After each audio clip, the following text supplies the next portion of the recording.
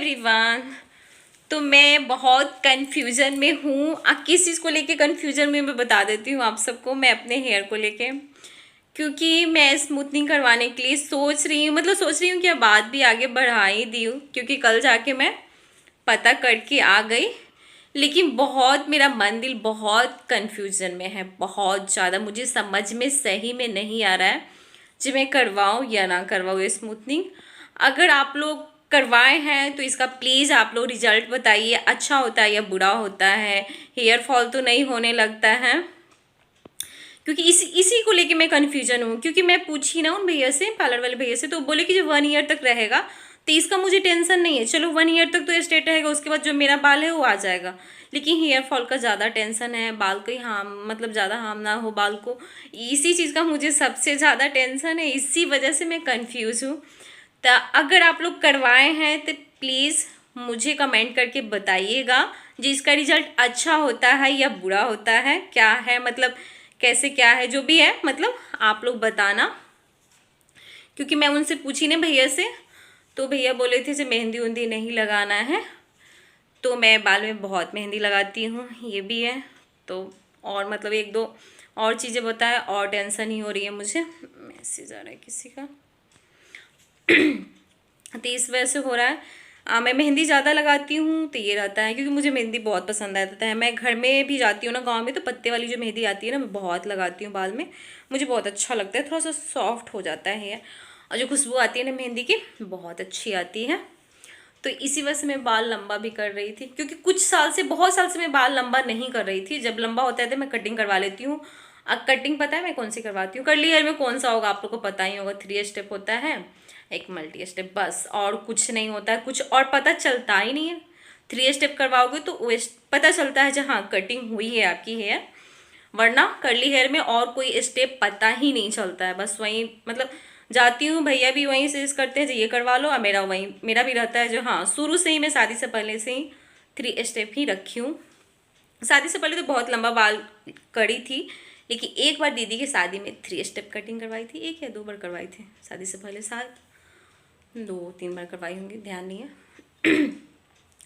तो इस वजह से अब मैं, पता है अब क्यों नहीं लंबा रखती। पहले लंबा रखती थी क्योंकि कुछ काम वाम था नहीं, अब थोड़ा बिजी हो गई हूँ। तो ये बेबी कर्ली है ना मेरा हेयर, तो बहुत उलझ जाते हैं। कोम करने में ना बहुत प्रॉब्लम होती है, नीचे में थोड़े लंबे होते हैं ना। हाँ, तो 3 स्टेप रहता तो छोटा बड़ा तो ईजिली हो जाता है, उसमें टाइम नहीं लगता है, कर लेती हूँ जल्दी। इस वजह से लंबा बाल मैं नहीं रखती हूँ। तो मेरा कन्फ्यूज़न आप लोग सॉल्व कीजिए प्लीज़, मैं क्या करूँ।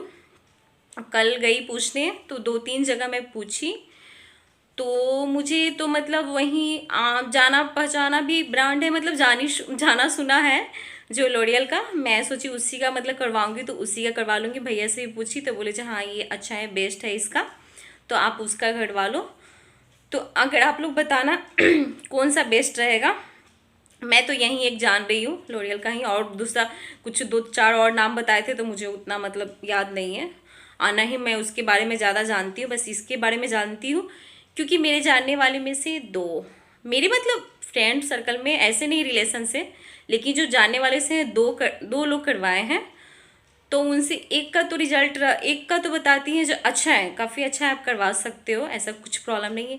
लेकिन एक का वही रहता है 100 वाला होता है ना, तो 40 रहता है जो मत करवाओ, और 60 रहता है, नहीं, हाँ 60 रहता है मत करवाओ, 40 रहता है जो करवा लो।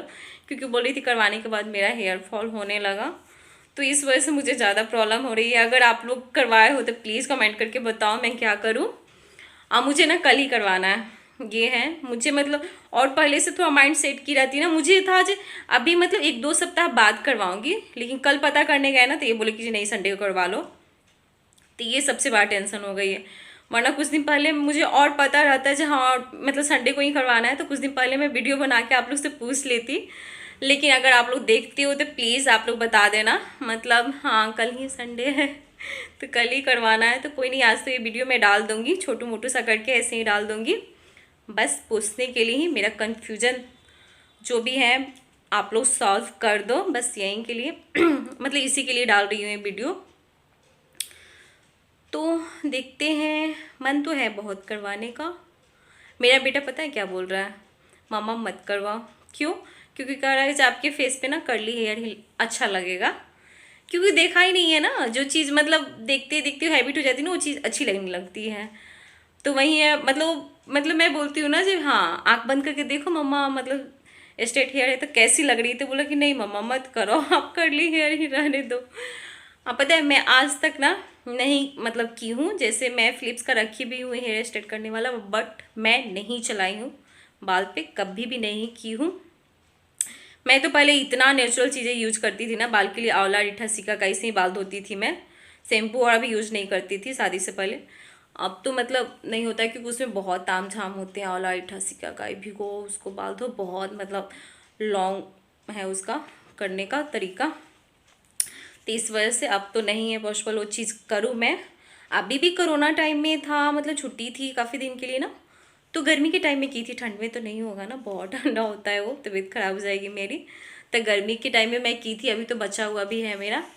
लेकिन ये सब चीज़ अगर हो जाएगा हेयर स्ट्रेट तो नहीं कर सकती मैं, उनका शैम्पू होता है, उनका हर चीज़ होता है, वही चीज़ यूज करना होता है।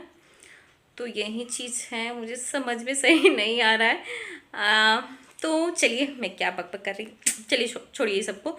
अगर आप लोग को पता होगा तो प्लीज़ कमेंट करके बताइएगा। तो चलिए, दीजिए इजाज़त, कल मिलते हैं एक नए ब्लॉग के साथ, तब तक के लिए bye bye, good night, take care.